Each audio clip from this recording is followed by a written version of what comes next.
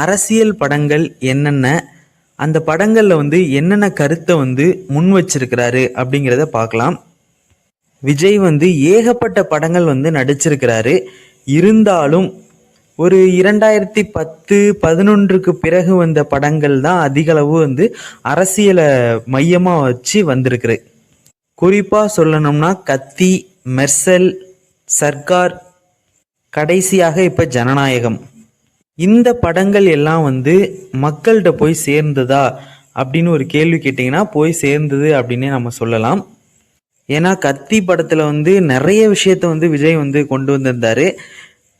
அந்த படம் வந்தப்போ ஒரு சர்ச்சை வந்து ஏற்பட்டது.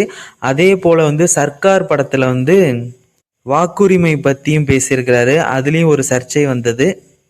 மெர்சல் படத்தில் வந்து பாஜகவை எதிர்த்து ஜிஎஸ்டி சம்மந்தமாலாம் பேசியிருந்தாரு. அப்பயும் அவருக்கு வந்து ஒரு ப்ரெஷர் உண்டானது. அடுத்து